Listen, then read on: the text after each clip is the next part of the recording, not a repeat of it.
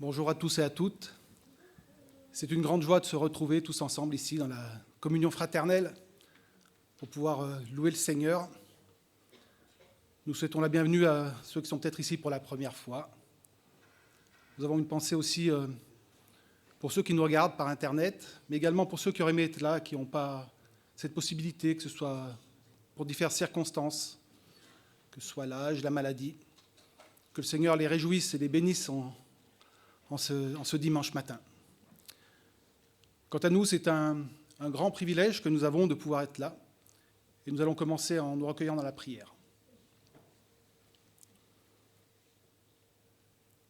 Seigneur Dieu, nous sommes tellement heureux de pouvoir nous retrouver quelques-uns ici pour louer ton nom, pour chanter ce que tu as fait pour nous, pour chanter ce que tu es dans nos vies, Seigneur. Et nous sommes reconnaissants aussi de pouvoir le faire librement, sans souci. Nous avons une pensée pour nos frères et sœurs qui traversent des moments difficiles, que ce soit par la guerre, on a une pensée particulière pour l'Ukraine, que ce soit par la persécution, tu vois, toutes ces circonstances qui font qu'ils n'ont pas toutes nos facilités. En ce jour, on veut avoir une pensée pour eux, les associer à nos prières et te demander de réjouir les cœurs, de donner de la sécurité et de l'assurance. Quant à nous, on est extrêmement reconnaissants d'être là, Seigneur. Tu connais nos circonstances et il y a tout ce qui a traversé nos semaines, mais que nos cœurs soient entiers pour toi en ce matin, que nos pensées soient entièrement tournées vers toi et que nous sachions laisser de côté tout ce qui pourrait venir parasiter nos instants avec toi, Seigneur. Nous voulons avoir de la joie dans ta présence, nous te remercions de cette présence et nous te demandons de bénir ce moment de culte. Dans le nom de Jésus, j'ai prié. Amen. Alors nous sommes dans la joie de nous retrouver, mais avant tout dans la joie d'être dans la présence de Dieu, pour lui apporter la louange, l'adoration, tout ce qui vient de nos cœurs, tout ce que nous avons à lui dire, à lui exprimer. Et je vous propose de vous lever pour commencer par deux cantiques. Un qui s'appelle « Venez le célébrer » et nous enchaînerons avec « J'entre dans ses portes ».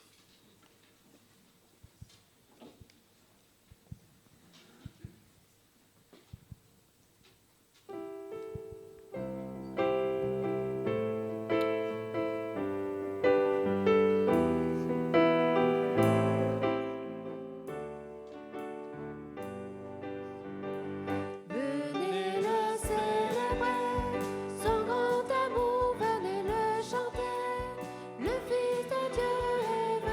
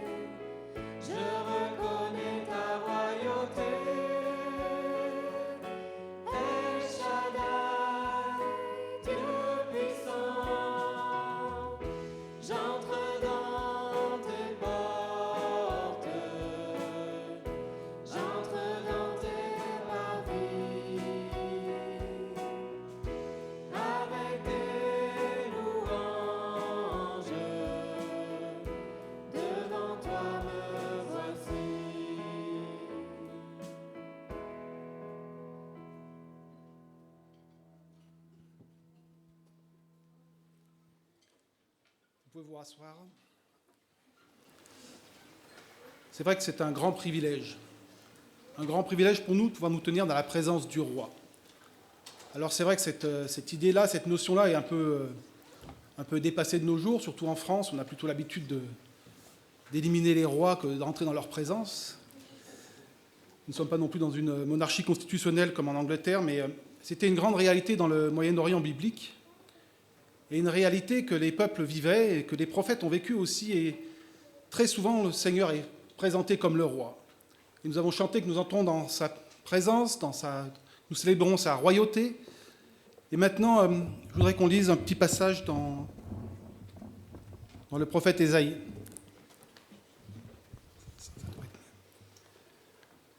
Dans le prophète Ésaïe, au chapitre 6,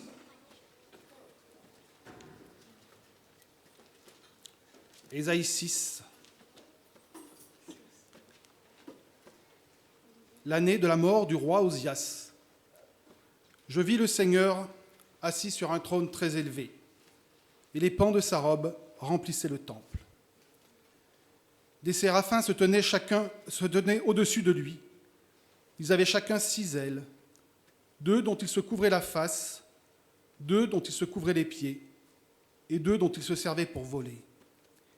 Ils criaient l'un à l'autre et disaient « Saint, Saint, Saint est l'Éternel des armées.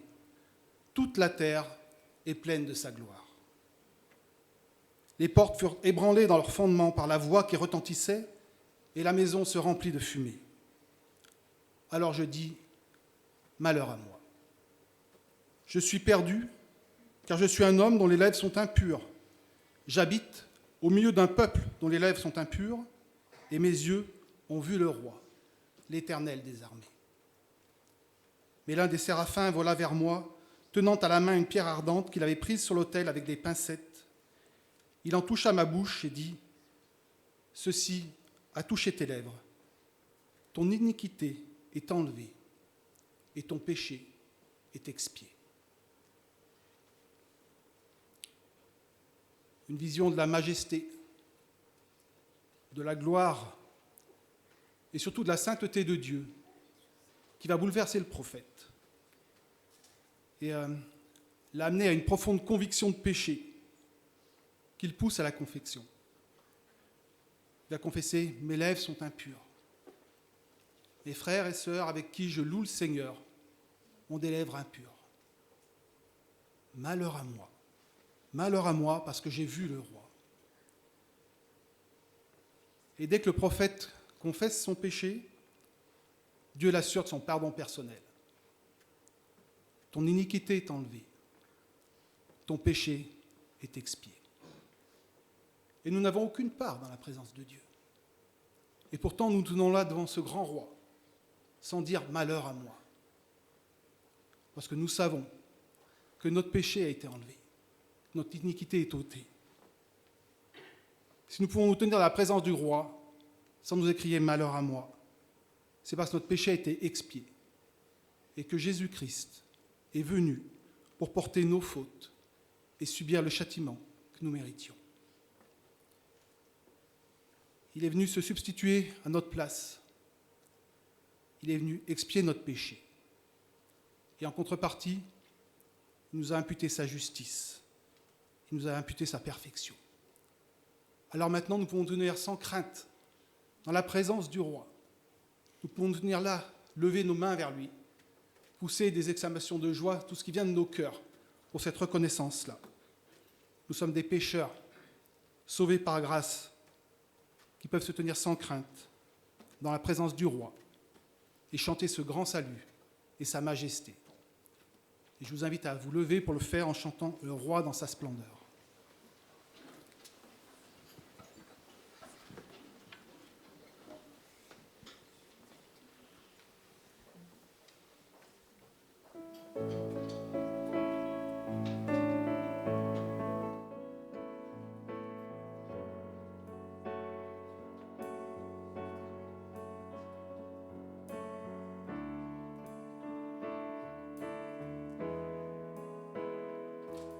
Le roi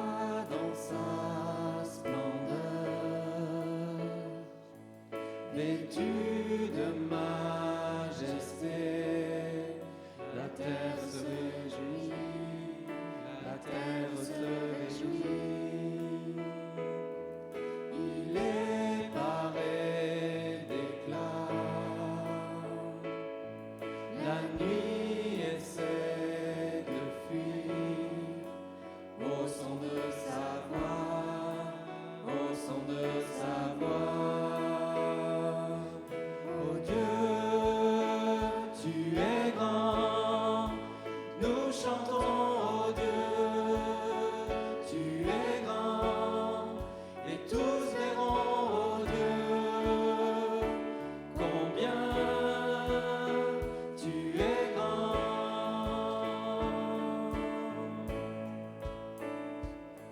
Car d'âge en âge j'irai, les temps sont dans sa main, commencement et fin, commencement et fin. Le Père, le Fils, l'Esprit, Trinité divine, le lion et l'agneau, le lion et l'agneau. Oh Dieu, tu es grand, nous chantons, oh Dieu, tu es grand, et tous verront, oh Dieu, combien tu es grand.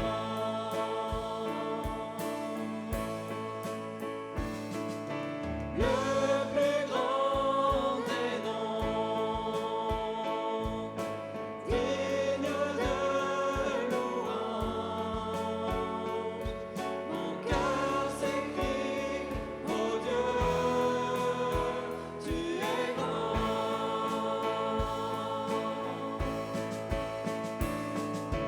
Le plus grand des noms, digne de louange, mon cœur s'écrie, oh Dieu, tu es grand. Oh Dieu, tu es grand, nous chantons, oh Dieu, tu es grand, et tous verront, oh Dieu, combien tu es grand.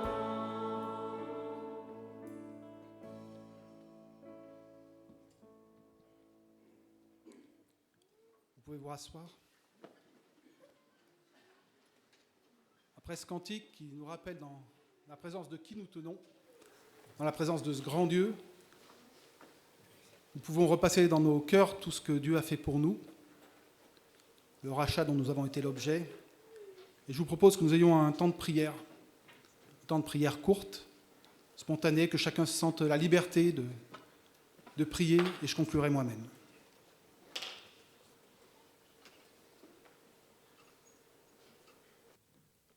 Oui, Seigneur, c'est un grand privilège que de pouvoir nous tenir dans la présence de ce grand roi. Mais un roi que nous connaissons aussi comme un père, un roi qui aime ses sujets. Un roi qui nous admet dans sa présence, mais qui non seulement nous admet, mais qui paye le prix pour que nous puissions entrer dans sa présence. Alors, nous voulons te dire que parfois nous sommes un peu légers et nous te demandons pardon pour toutes ces fois où nous abusons de cette facilité que nous avons de nous tenir dans ta présence sans réaliser qui tu es vraiment. Et nous l'avons chanté, tu es un grand Dieu. Et ce grand Dieu nous aime et c'est quelque chose qui remplit nos cœurs, Seigneur. Alors merci pour cela, merci pour ton amour pour nous, pour cette proximité que nous avons avec toi. Te demandons de bénir ces instants, de bénir nos frères et sœurs, quels qu'ils soient aussi en ces jours.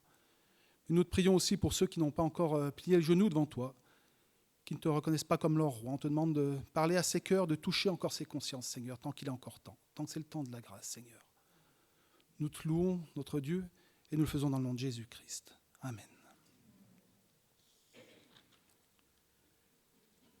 Alors nous allons continuer à proclamer et à chanter à la fois la royauté, mais aussi l'abaissement de notre Seigneur. Car nous savons que s'il est roi, il est aussi descendu sur cette terre. Il est venu comme un homme pour servir et pour mourir pour chacun d'entre nous. Alors je vous demanderai de vous relever, si vous le pouvez, et de chanter Jésus-Christ est Seigneur.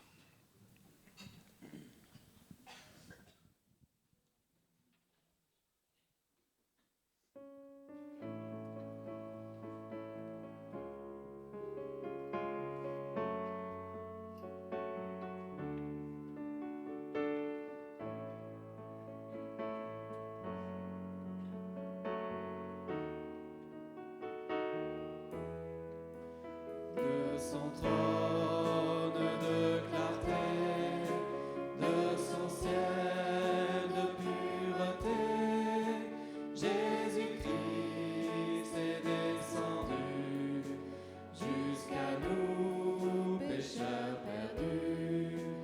De toujours il était Dieu, roi de la terre et des cieux, mais se dépouilla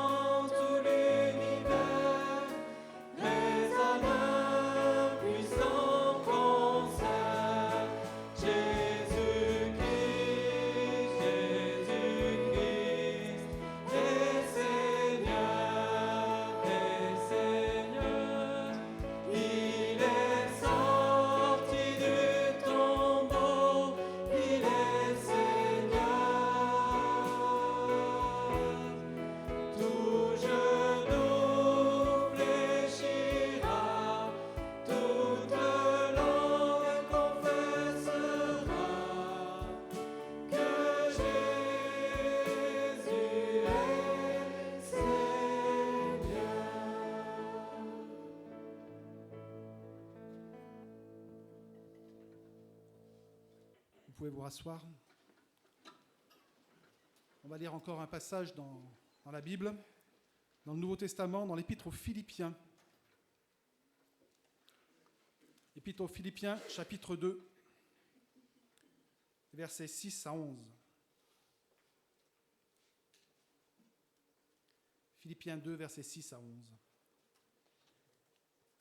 Jésus-Christ, existant en forme de Dieu, n'a point regardé son égalité avec Dieu comme une proie à arracher. Mais il s'est dépouillé lui-même, en prenant une forme de serviteur, en devenant semblable aux hommes. Et il apparut comme un vrai homme. Il s'est humilié lui-même, se rendant obéissant jusqu'à la mort, et même jusqu'à la mort de la croix. C'est pourquoi, aussi, Dieu l'a souverainement élevé et lui a donné le nom qui est au-dessus de tout nom, afin qu'au nom de Jésus, tout genou fléchisse dans les cieux, sur la terre et sous la terre, et que toute langue confesse que Jésus-Christ est Seigneur, à la gloire de Dieu le Père. Je vais vous demander de vous relever encore pour chanter « Tu es venu jusqu'à nous ».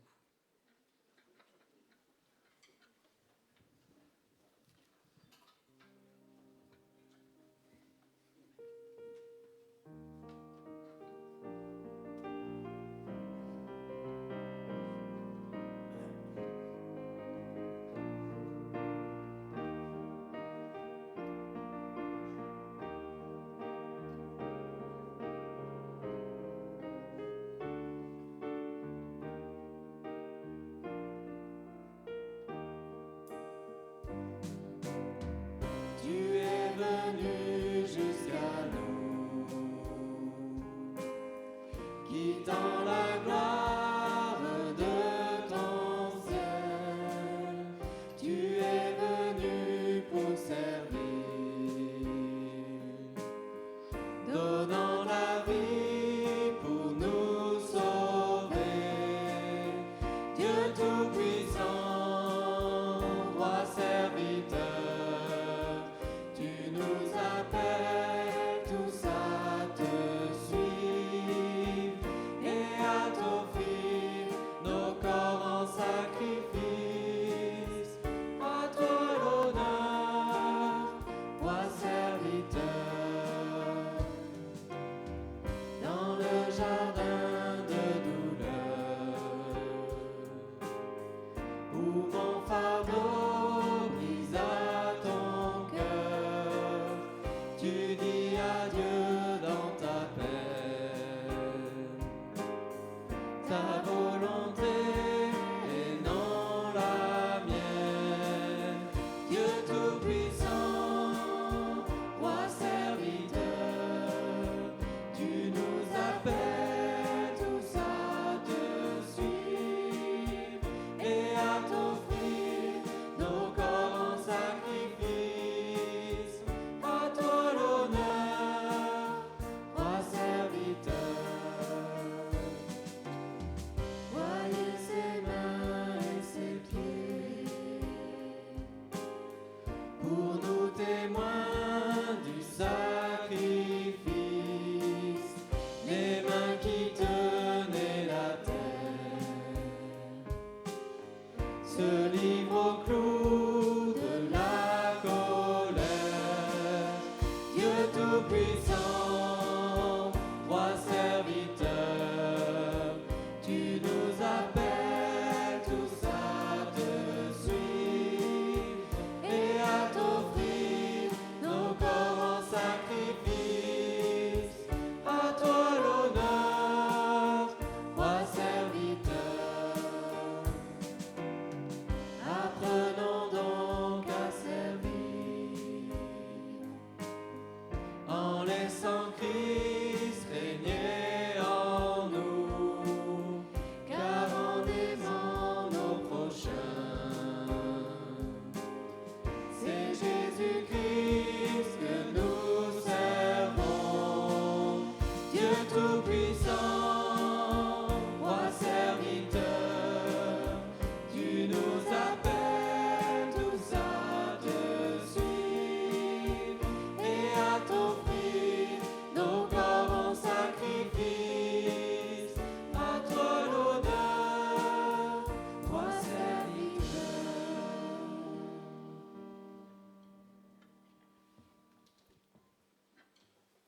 pouvez vous asseoir.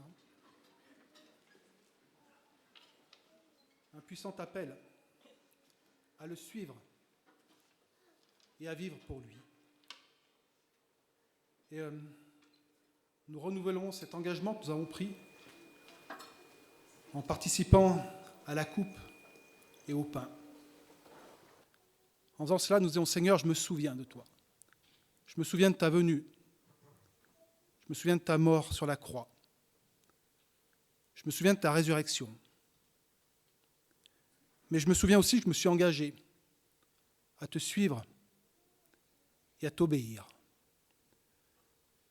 Et alors que nous avançons vers la scène, nous allons chanter un cantique qui n'est peut-être pas très connu, mais l'équipe de louange est là pour nous soutenir, qui s'appelle « Signe d'unité ».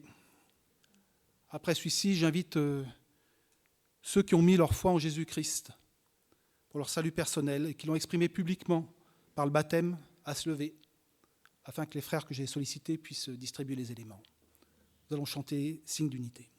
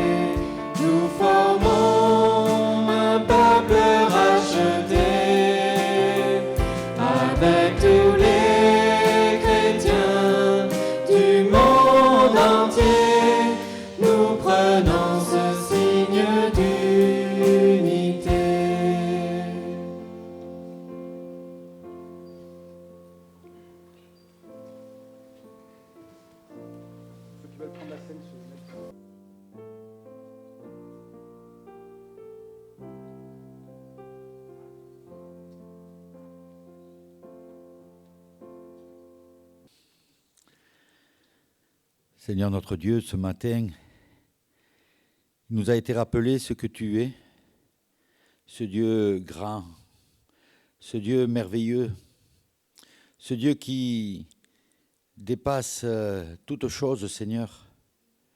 Et il nous a été rappelé aussi que, Seigneur, c'est toi seul qui pardonne le péché.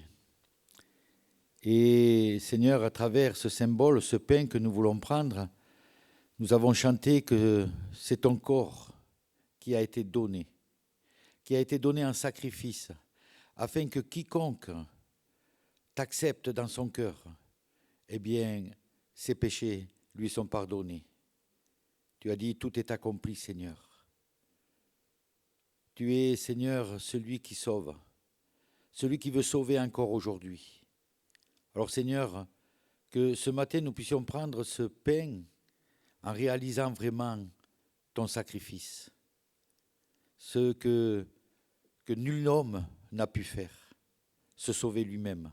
Toi, Seigneur, tu es venu chercher ce qui était perdu. Et ce matin, c'est vrai que nous voulons prendre ce pain vraiment, Seigneur, en reconnaissance de ce que tu as fait, en reconnaissance que tu es venu payer le prix et que tu es ressuscité, Seigneur, que tu vas revenir. Et tu nous le dis, faites ceci en mémoire de moi. Alors ce matin, c'est vrai, c'est en mémoire de toi, Seigneur, en mémoire de ton sacrifice, en mémoire de tout ce qui a été accompli, que nous voulons prendre ce pain, qui est le symbole de ton corps qui a été donné pour nous. Nous te rendons grâce, Seigneur, et nous te prions en ton nom, Seigneur. Amen. Prenons le pain.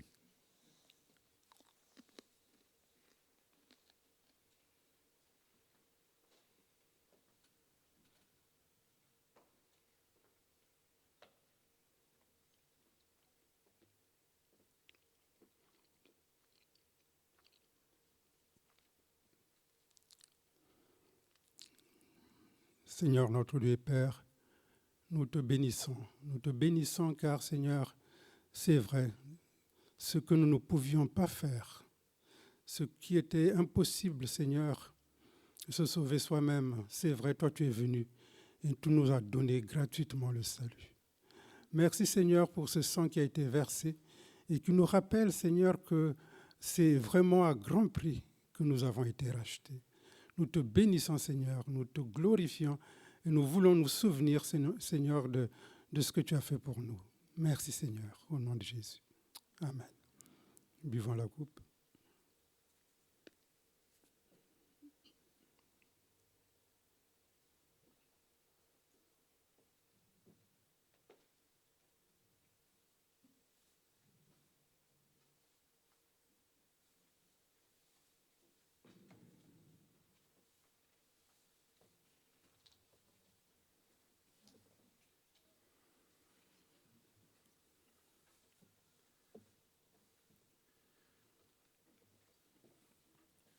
Vous pouvez vous rasseoir pendant que les frères ramassent les coupelles.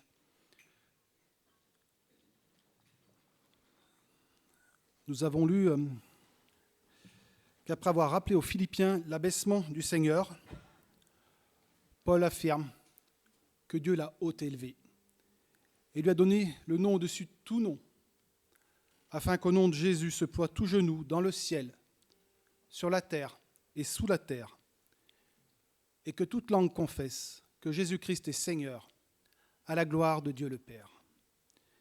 Et nous pouvons rappeler cette vérité qui, même si elle n'est pas visible pour le moment pleinement, n'en est pas moins une réalité en chantant à l'agneau sur son trône.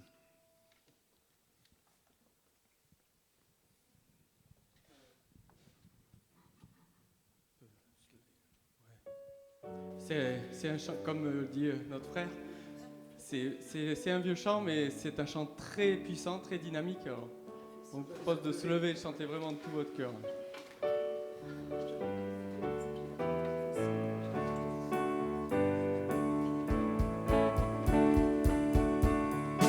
À l'agneau sur son trône, apportons la couronne.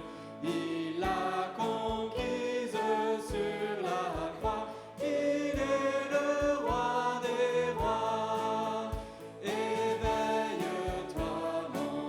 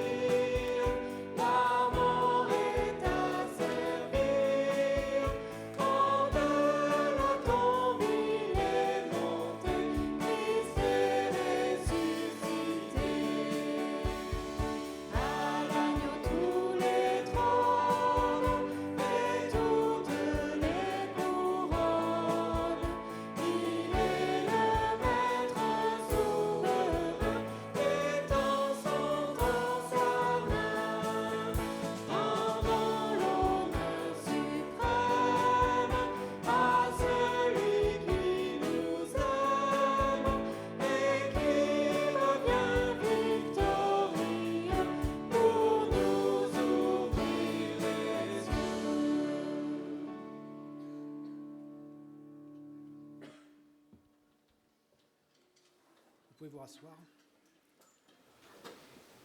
C'est une grande joie que de pouvoir chanter cette réalité. Savoir que celui qui était le grand Dieu des cieux est daigné descendre jusqu'à nous. Et non seulement il est venu marcher comme un homme, il est venu mourir pour chacun d'entre nous. Et cette humilité, c'est ce qui a caractérisé sa vie sur la terre. Et quel contraste avec la place qui est maintenant la sienne, de nouveau à la droite du Père. Et si nous avons chanté Jésus mort pour nos péchés, nous pouvons aussi chanter Jésus ressuscité et Jésus glorifié. Celui qui était roi de toute éternité est roi pour l'éternité. Et ce matin encore, c'est un grand honneur que nous avons eu, que de pouvoir le chanter, l'exalter, rappeler ce nom qui est au-dessus de tout nom, ce nom de Jésus-Christ. En attendant la prédication que va nous faire Colin, nous avons un témoignage, et je vais appeler Sylvia pour qu'elle vienne nous rendre son témoignage.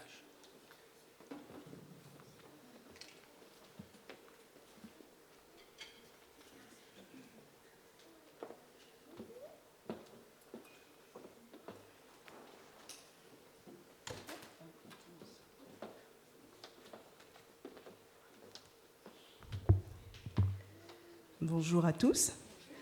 Je m'appelle Sylvia Barbero.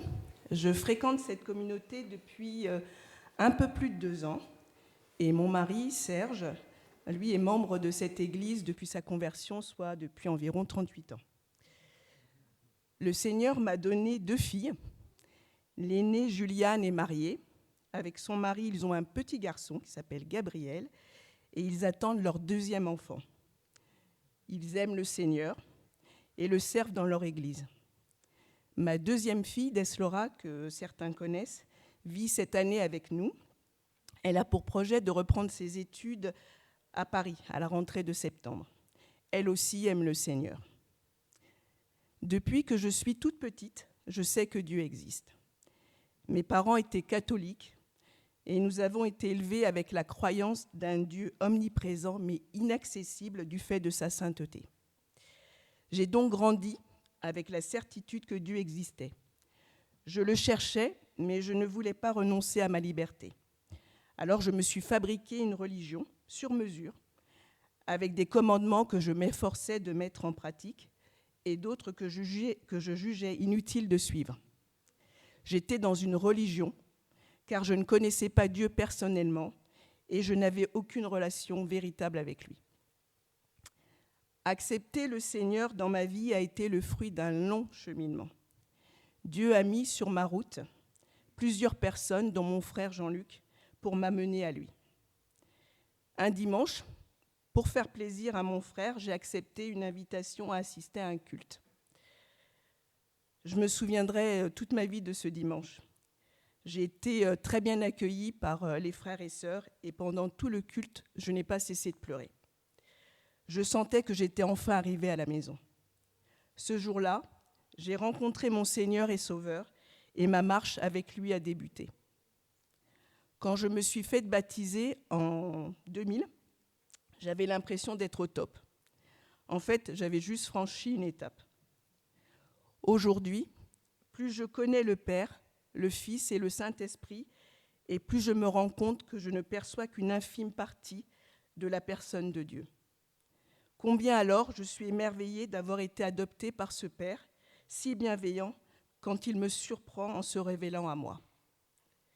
Je veux continuer à grandir, je devrais plutôt dire à vieillir avec lui. Pour cela, j'ai besoin de sa parole et des enseignements dispensés à l'Église. J'ai à cœur de développer des relations fraternelles de qualité avec les sœurs et les frères. Et je veux surtout obéir au Seigneur en le laissant m'utiliser pour son service. C'est pour toutes ces raisons que je veux devenir membre de cette Église.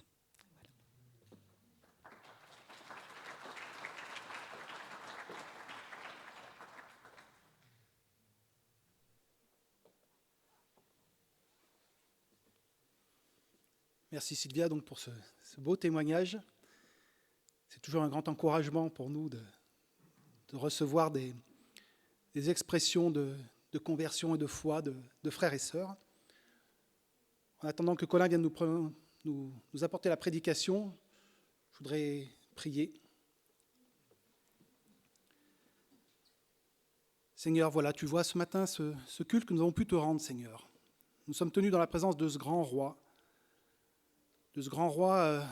qui nous bénit, qui nous accueille avec bienveillance.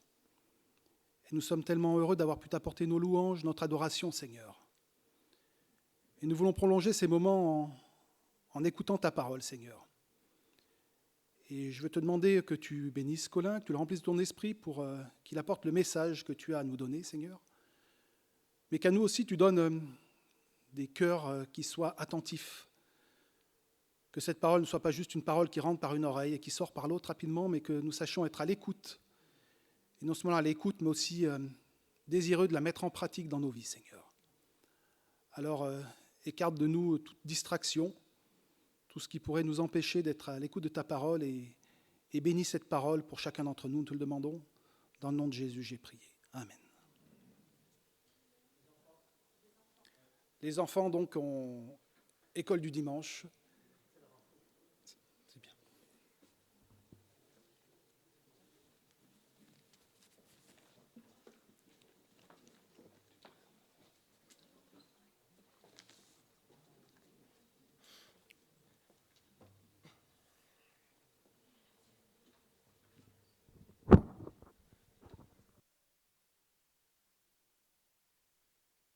Pas trop comment faut tenir le micro ici, comme ça. Du coup, bonjour à tous, juste quelques mots de présentation. Je m'appelle Colin, donc le monsieur qui était juste avant, c'est mon papa, il s'appelle Guillaume.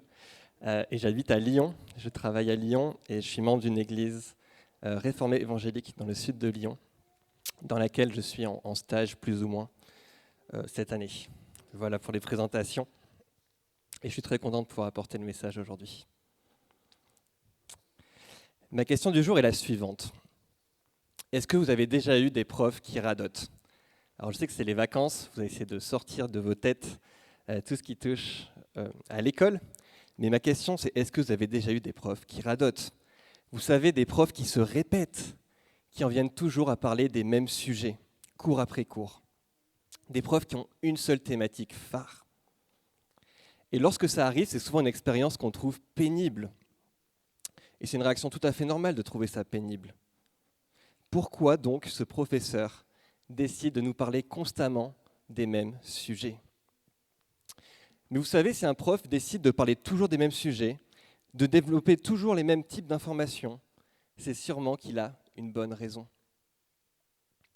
Alors la raison, ça peut être que ce professeur est quelque peu sénile, c'est possible, mais la raison la plus probable est que ce professeur veut vraiment que vous compreniez que ce qu'il est en train de vous transmettre est important et central. Le sujet dont il est en train de vous parler est tellement important que tout le reste n'est que détail et doit donc s'effacer devant ce message principal. Et la répétition, elle doit vous servir à intégrer cette idée qu'il veut absolument vous transmettre. Et en fait, ce que je viens de décrire, c'est un peu ce qui va se passer dans le texte que l'on va étudier aujourd'hui, qui se trouve au chapitre 3 de l'évangile de Jean. Comme un bon professeur, l'apôtre Jean va nous faire une courte parenthèse entre deux récits très connus pour nous rappeler des principes qu'il a déjà développés abondamment depuis le début de l'évangile. Et pourquoi fait-il cela ? Tout simplement parce qu'il juge que les thèmes qu'il va développer sont au cœur de ce qu'on doit retenir de son évangile et qu'ils doivent donc être aussi au cœur de notre méditation chrétienne. Le texte qu'on va étudier se trouve à la fin du chapitre 3 et on va étudier des versets 22 à 36. Je ne sais pas s'il y a quelque chose qui s'affiche. Donc Jean 3, 22 à 36. Et dans ces quelques versets, donc Jean il va faire une sorte de parenthèse entre deux dialogues significatifs, le dialogue avec Nicodème au chapitre 3, au tout début, et le dialogue avec la femme samaritaine au début du chapitre 4. Et dans ce petit passage, dans ce court, ces quelques versets, Jean il va développer les mêmes thèmes qu'il a déjà développés depuis le début de l'Évangile. Si vous êtes familier avec Jean, vous allez voir qu'on retrouve toujours les mêmes thèmes. Il fait cela parce qu'il veut qu'on comprenne bien qui est Jésus, pourquoi il est au cœur de notre récit et pourquoi il doit être le centre de notre piété. Et de manière liée, il veut qu'on comprenne bien quelle doit être notre attitude devant lui. Je vous propose qu'on lise le texte. Donc Jean 3, versets 22 à 36. Jean 3, verset 22. Après cela, Jésus, accompagné de ses disciples, se rendit en Judée. Il y séjourna avec eux et il baptisait. Jean aussi baptisait à Hénon, près de Salim, parce qu'il y avait là beaucoup d'eau, et l'on s'y rendait pour être baptisé. En effet, Jean n'avait pas encore été mis en prison. Or, une discussion surgit entre les disciples de Jean et un juif au sujet de la purification. Ils vinrent trouver Jean et lui dirent : « Maître, celui qui était avec toi de l'autre côté du Jourdain et à qui tu as rendu témoignage, le voilà qui baptise, et tous vont vers lui. » Jean répondit : « Un homme ne peut recevoir que ce qui lui a été donné du ciel. Vous-même, mes témoins, que j'ai dit : moi, je ne suis pas le Messie, mais j'ai été envoyé devant lui. Celui qui a la mariée, c'est le marié, mais l'ami du marié, qui se tient là et qui l'entend, éprouve une grande joie à cause de la voix du marié. Ainsi donc, cette joie qui est la mienne est parfaite. Il faut qu'il grandisse et que moi, je diminue. Celui qui vient d'en haut est au-dessus de tous. Celui qui est de la terre est de la terre, et il parle des réalités terrestres. Celui qui vient du ciel est au-dessus de tous. Il rend témoignage de ce qu'il a vu et entendu, et personne n'accepte son témoignage. Celui qui a accepté son témoignage a certifié que Dieu est vrai. En effet, celui que Dieu a envoyé dit les paroles de Dieu, parce que Dieu lui donne l'Esprit sans mesure. Le Père aime le Fils et a tout remis entre ses mains. Celui qui croit au Fils a la vie éternelle. Celui qui ne croit pas au Fils ne verra pas la vie. Mais la colère de Dieu reste au contraire sur lui. Je propose de prier avant d'aller plus loin. Dieu notre Père, on te prie pour ce matin que tu puisses venir nous éclairer. C'est un texte qui n'est pas simple à comprendre. Mais on prie Seigneur qu'on puisse faire nôtre ces paroles, que tu puisses les appliquer à nos vies, que ton Saint-Esprit puisse vraiment ouvrir notre discernement. Je te prie cela dans le nom de Jésus-Christ. Amen. La première chose que Jean va mettre en avant, c'est que devant Jésus, l'attitude la plus sage est de s'effacer et de l'écouter. Et ça, on va pouvoir le voir dans les versets 22 à 30. Je vous encourage vraiment à garder votre Bible ouverte, on va se référer constamment au texte. Et la première partie, c'est des versets 22 à 30. Essayons juste un peu de comprendre la situation du texte avant d'aller plus loin. Jésus il était à Jérusalem, dans la portion du texte juste avant celle qu'on vient de lire, pour dialoguer avec Nicodème, qui était un spécialiste de la loi en Israël. Il va lui indiquer qu'il doit naître de nouveau ou naître d'en haut. Et après cet échange, Jésus et ses disciples vont sûrement s'excentrer de la ville. Alors ils ne vont pas vraiment rentrer en Judée, puisqu'ils y étaient déjà, mais ils vont sûrement s'éloigner un peu de la ville de Jérusalem pour baptiser. Et là, attention, la concurrence commence. Jean-Baptiste était celui qui baptisait jusqu'ici. On a pu voir ça, en tout cas on peut voir ça, au chapitre 1 de l'évangile de Jean. Les foules se rendaient vers Jean-Baptiste pour recevoir le baptême de repentance. Mais maintenant, changement, arrive Jésus et sa troupe de disciples, et eux aussi baptisent. Du coup, au détour d'une conversation entre les disciples de Jean et un juif, autour de la purification, ceux qui suivaient Jean viennent le voir pour le prévenir de ce qui est en train de se passer. Celui auquel Jean avait rendu témoignage, donc c'est-à-dire Jésus, pratique lui aussi un baptême. Ses disciples baptisent et il attire lui aussi les foules. Il y a même une hyperbole qui est utilisée dans le texte pour montrer que ce phénomène est assez massif. Il est dit « tous vont vers lui ». Il y a une direction claire de la foule qui va de façon unanime vers ce nouveau rabbi, ce nouveau maître, qui est Jésus. Et maintenant, la question est la suivante. Comment va réagir Jean ? Comment va-t-il vivre ce qui peut être perçu comme une nouvelle concurrence à son ministère ? Réponse au verset 30, versets 27 à 30, il va s'effacer.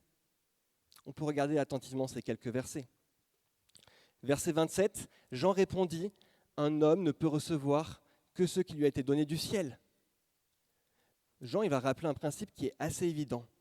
C'est que Dieu est l'auteur de tout ce que l'on reçoit. C'est-à-dire que dans sa souveraineté, rien de ce qui arrive aux hommes ne lui échappe. Et alors que Jésus il reçoit les honneurs avec toute la foule qui vient à lui, Jean il va se réjouir de savoir que ces honneurs qu'il reçoit viennent en fait du Père. Il va se réjouir de voir que Dieu approuve et appuie le ministère de Jésus. Et ce que Jean nous rappelle, c'est qu'au travers de ce qui est en train de se passer, c'est le plan de Dieu qui se déroule. C'est le plan de Dieu qui est en action. Il nous rappelle que la norme des choses est qu'un basculement ait lieu entre son propre ministère et celui de Jésus. Et au verset 28, Jean va rappeler qu'il n'y a là rien de nouveau, que son ministère n'a jamais eu pour but d'être tourné sur lui-même, mais qu'il n'était qu'un ministère préparatoire. Il veut rappeler que c'est bien ce qu'il annonçait, puisqu'il prend la foule à témoin pour leur montrer que c'est bien ce qu'il avait toujours dit.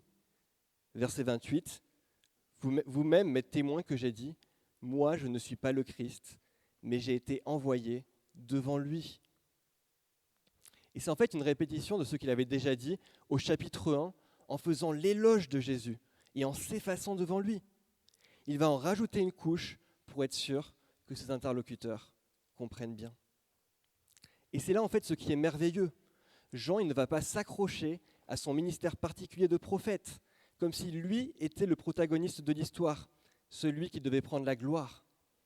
Non, il reconnaît que Jésus est le centre de l'histoire, qu'il est le point de convergence de toute l'histoire et que son rôle particulier à Jean-Baptiste était seulement d'être celui qui allait lancer son ministère, que son rôle était d'être le précurseur de celui qui allait être le Messie, comme avait pu l'annoncer Malachie dans l'Ancien Testament. Il était envoyé par Dieu pour préparer la voie. Et en cela, Jean-Baptiste est un exemple d'humilité qui nous montre la voie à suivre. Prenons un exemple pour illustrer cela. À tout hasard, on peut prendre l'exemple d'un garçon d'honneur lors d'une cérémonie de mariage. Vous savez, la mission du garçon d'honneur, c'est de faire en sorte que tout se passe bien durant le mariage, qu'il n'y ait pas d'accroc. Et vous serez d'accord que le but de garçon d'honneur n'est pas, ou ne devrait pas, à chercher à être la star de la soirée. Il n'est pas censé être là pour prendre la lumière, mais il est censé s'effacer pour que les mariés puissent être mis en avant.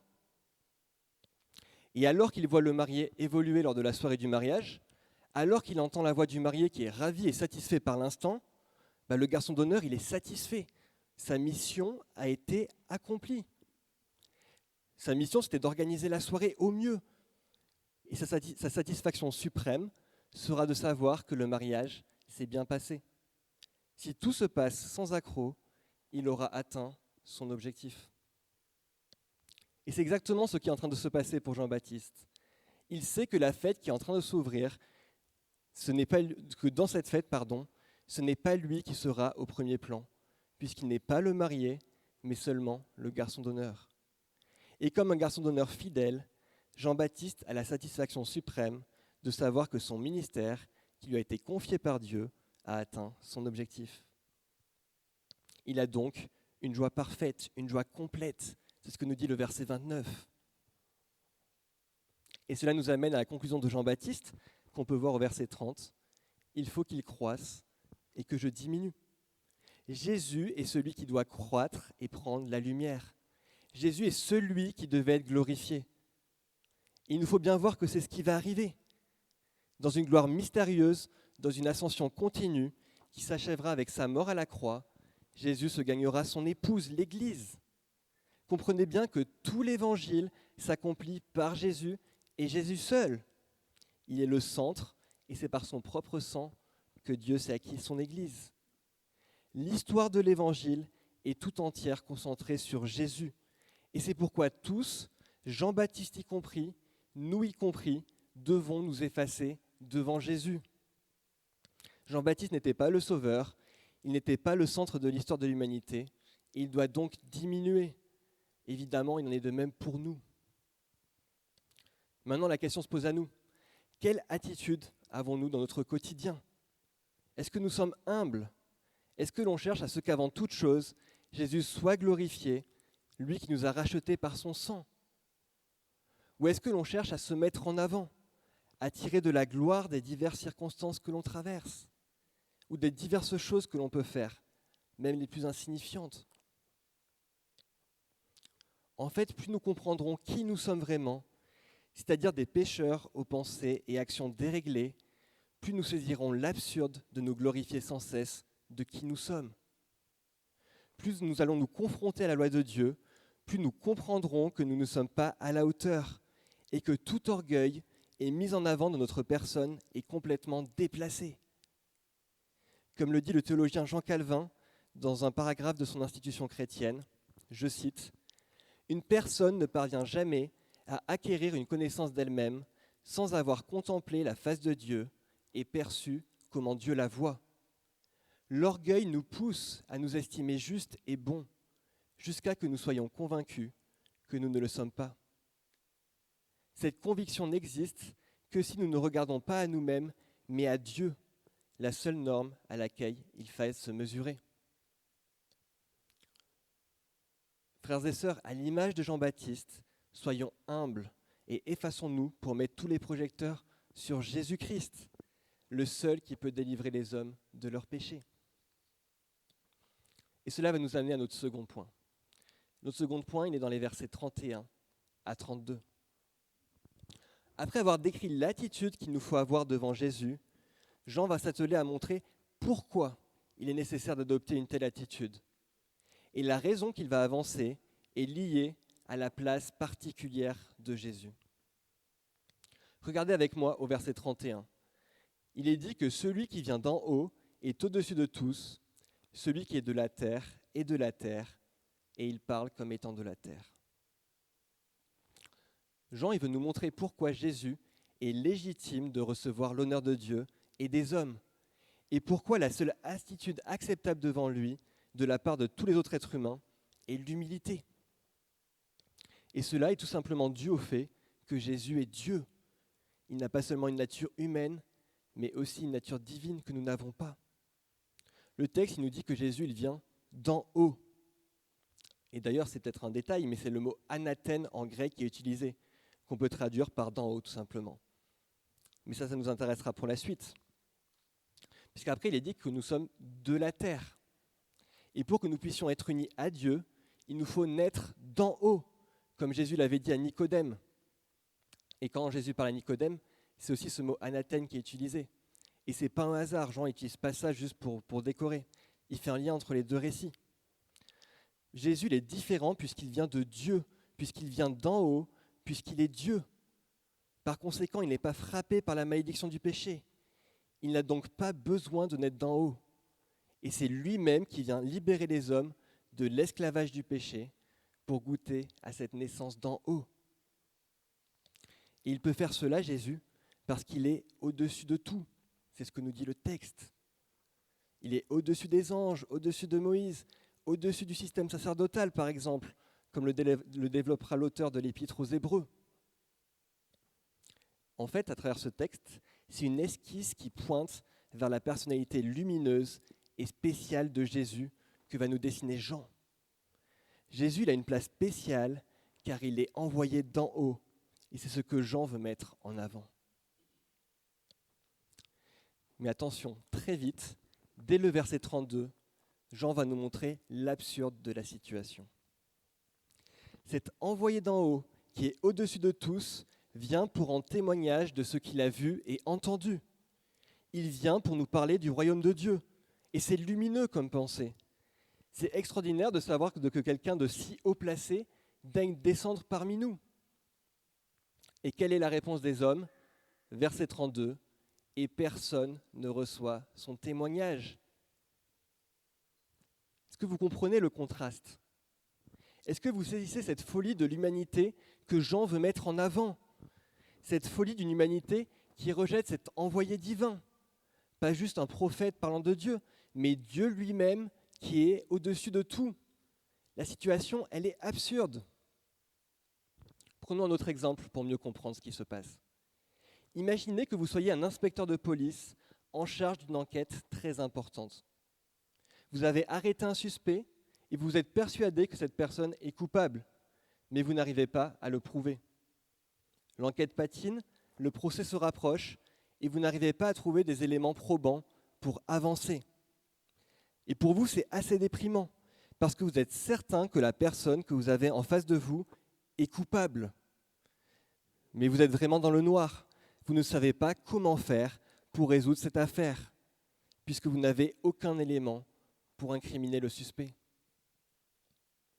En fait, ce qu'il vous faut vraiment, c'est un témoin, quelqu'un qui puisse venir avec des preuves mettant à mal la défense de l'accusé. Et là, jour de chance, imaginez qu'un témoin survienne. Et pas juste un témoin, quelqu'un de banal, non, quelqu'un de spécial. Par exemple, quelqu'un qui a partagé la vie du suspect et qui peut avancer des éléments à charge que personne d'autre ne pourrait avancer. Qu'est-ce que vous allez faire dans ce cas-là ? Vous allez prendre soin de ce témoin. Vous allez tout faire pour l'entendre, car il est votre planche de salut pour résoudre cette affaire qui n'en finit pas. Le faire taire serait absurde, n'est-ce pas ? Ce n'est pas ce que vous allez faire avec ce témoin. Ici, c'est la même chose. Le monde est dans le noir.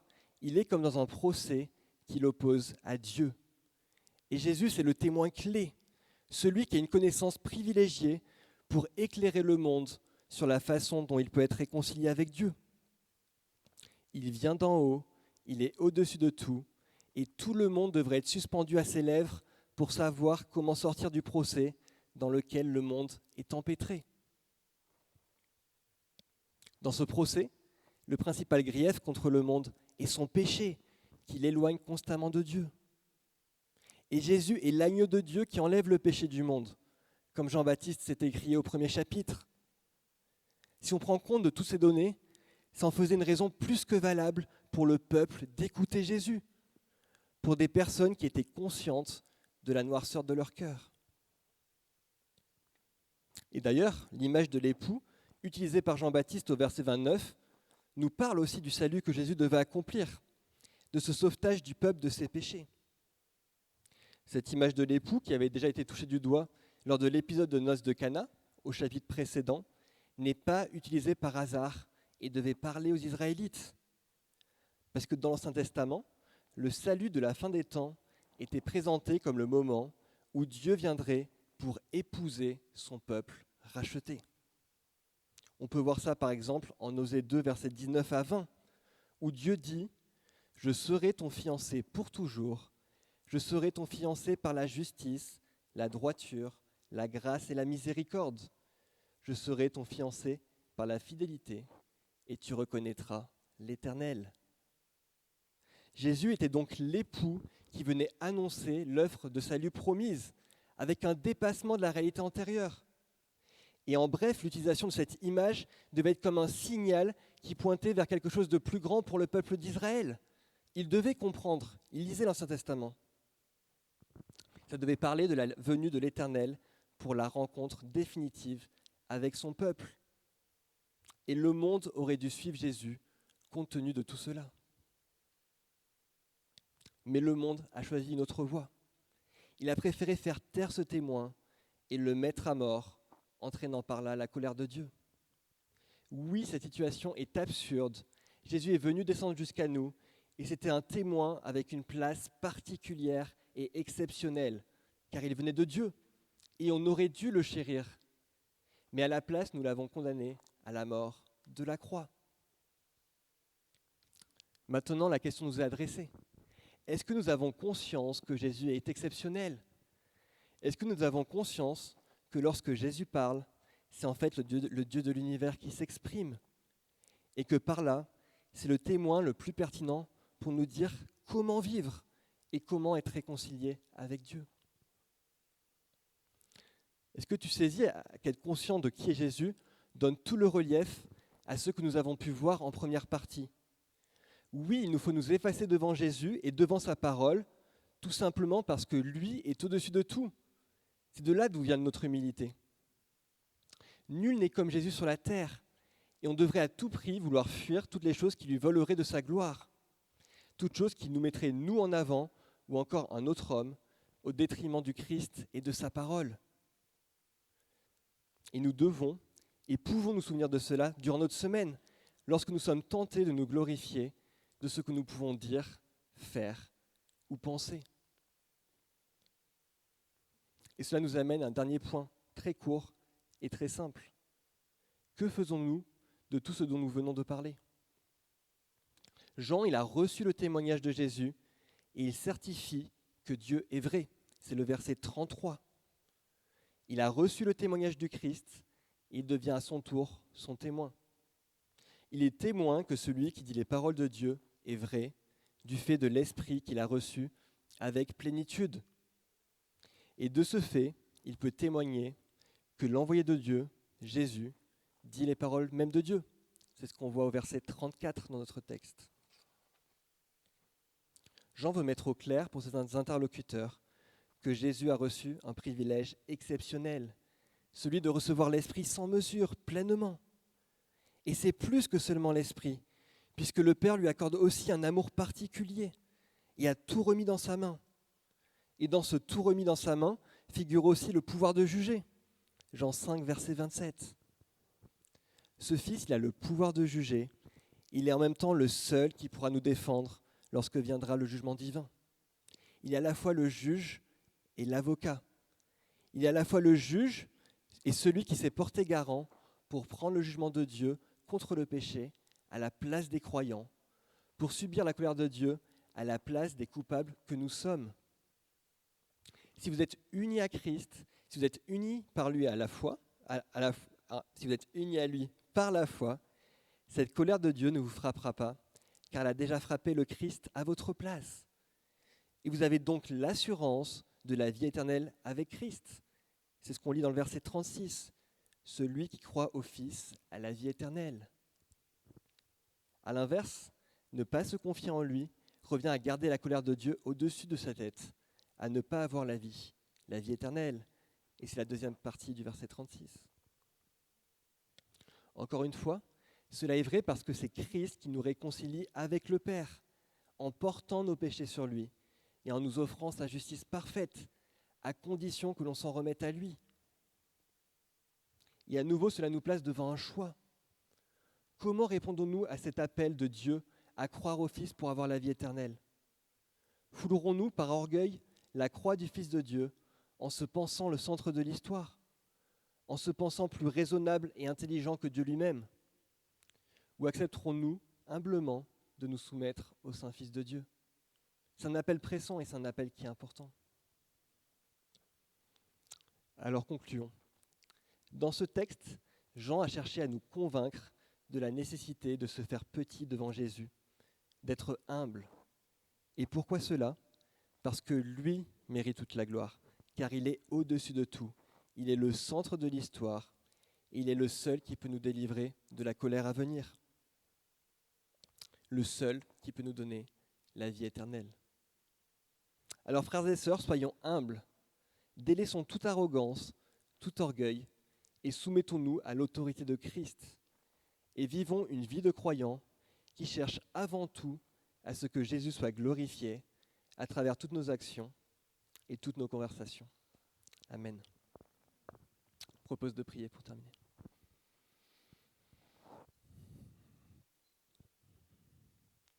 Notre Père, tu vois que ce texte nous reprend. Et trop souvent, on est orgueilleux de ce qu'on peut faire, de ce qu'on peut dire, de peut-être notre service ou quoi que ce soit. Et Seigneur, cette situation, elle est absurde. Et ce texte est là pour nous montrer l'absurde de cette situation. Et on prie, Seigneur, que tu puisses nous aider à être de plus en plus humbles et qu'on puisse toujours plus regarder à Jésus, contempler qui il est, contempler sa gloire, ce qu'il a accompli pour nous. Et que cela puisse nous aider à être des témoins qui sont zélés et qui ne sont pas orgueilleux, Seigneur. On te prie vraiment que tu puisses nous aider à être des chrétiens qui sont sans orgueil. Je te prie cela dans le nom de Jésus-Christ. Amen.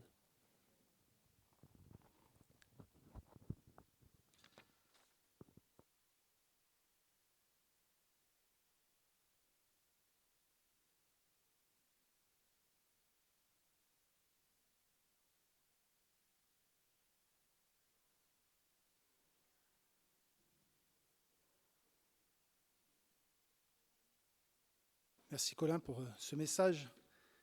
Que le Seigneur nous mette à cœur juste de l'appliquer dans nos vies, que ce ne soit pas juste un moment, une petite touche de Dieu maintenant, là, qui vient nous toucher et nous interpeller, mais que ce soit quelque chose que nous vivions vraiment jour après jour, instant après instant.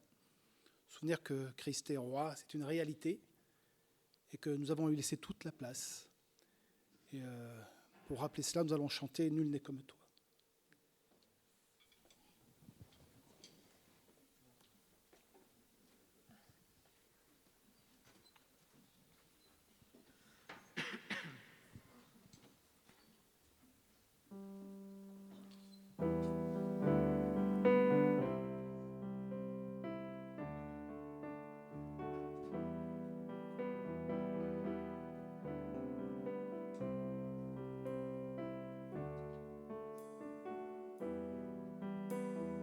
Nul n'est comme toi, Dieu puissant éternel. Tu nous as consolés, tu nous as relevés. Ton amour est si fort pour restaurer, sauver. Tu es merveilleux dans tout ce que tu fais. Tu es merveilleux dans tout ce que tu fais. Nul n'est comme toi, un père et un ami, si tendre et si patient. Tu corriges et conduis, toujours à nos côtés, toujours pour nous aider. Tu es merveilleux dans tout ce que tu fais. Tu es merveilleux dans tout ce que tu fais. Nul n'est comme toi, Dieu d'amour et de paix, justice et vérité. En toi tout est parfait, lumière et sainteté, splendeur et majesté. Tu es merveilleux dans tout ce que tu fais. Tu es merveilleux dans tout ce que tu fais. Oh, tu es merveilleux dans tout ce que tu es. Mon Père et mon Sauveur, mon ami, mon Seigneur. Tu es merveilleux dans tout ce que tu es. Tu es merveilleux dans tout ce que tu es.